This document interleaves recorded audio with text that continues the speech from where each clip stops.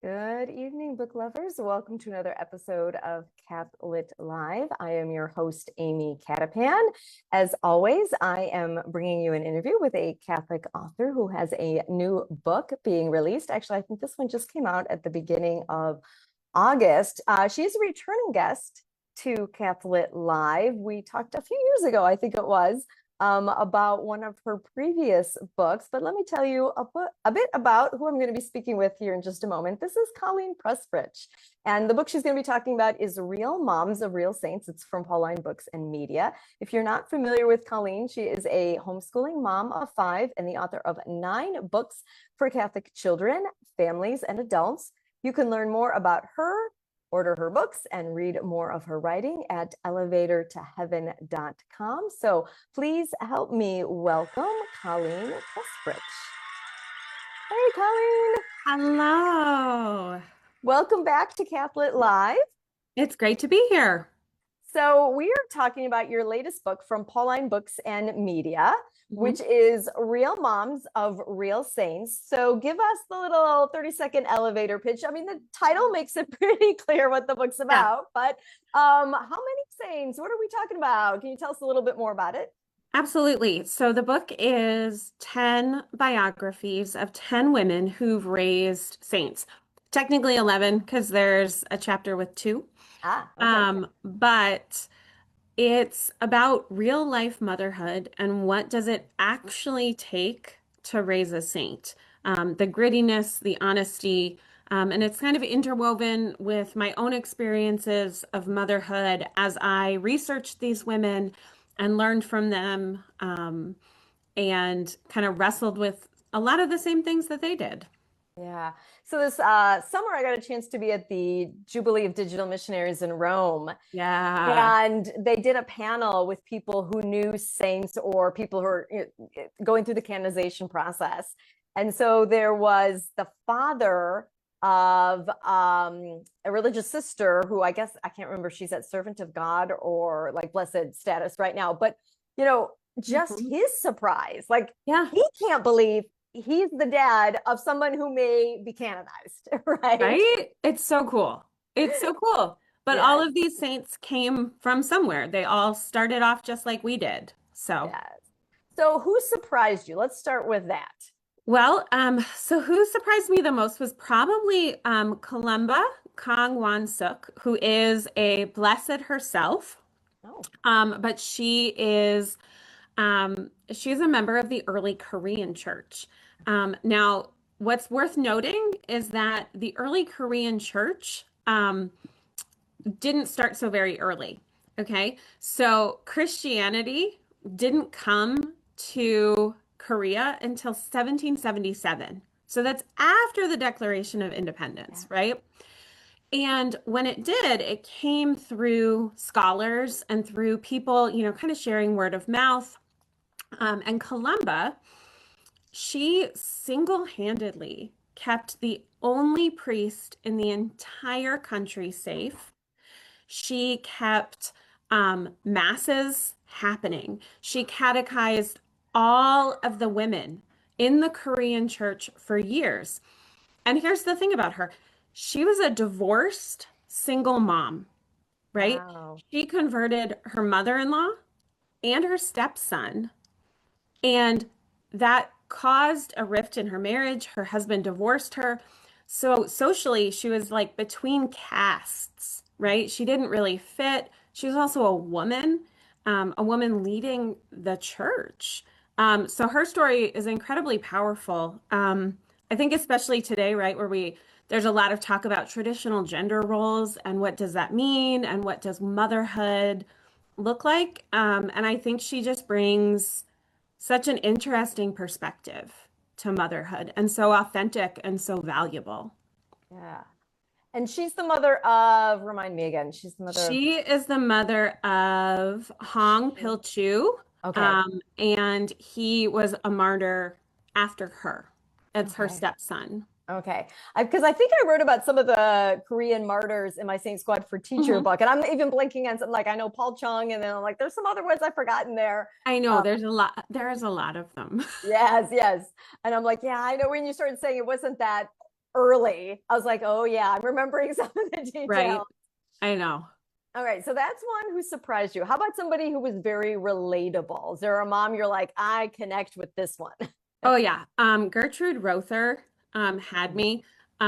She was stunning, first of all. I think on my Instagram you can scroll through, you can see her wedding picture, like gorgeous, like 20s, 30s, amazing. But she was a farm wife, right? She gave birth during a dust storm, during the Dust Bowl. They lived through the Great Depression. This is like an American family, the Rothers, right? And her son, Blessed Stanley Rother, is the first US born priest martyr. He was killed in Guatemala. And like she's just so dang like normal and ordinary. And I had the incredible blessing of getting to talk to her daughter and her daughters-in-law and one of her granddaughters, and just hearing like the normal grandma things, right? The baking cookies, the being present, the nudges on the shoulders at mass. Hey, pay attention. Like she's just this like normal average woman who raised this incredible saint who gave his life for his people in Guatemala, right? But she's also this woman who like drove a truck to Guatemala from Oklahoma to go visit him. So like she's just this powerhouse Quite the of drive. amazing, right? Like, Yes. right? She and her husband, like they just get in the car and go visit. Like what? Yeah. So, That's amazing. All right. So I want to talk about one more mom who actually wrote the foreword, mhm. right? Tell us who Yeah. wrote the foreword, because I just visited this soon-to-be saint where he is laid to rest last Ah, month. And so I'm excited. Tell us about who wrote the foreword. so the foreword is written by Antonia Acutis, the mom of soon-to-be Saint Carlo. And I first connected with her and interviewed her about her own book, My Son Carlo, where she really talks about motherhood and what it meant to her and how did his faith spark hers. And I just love her. Like she's so incredible. She had a son who questioned. And so instead of like sitting in the unknown, she went searching. And her faith is so powerful.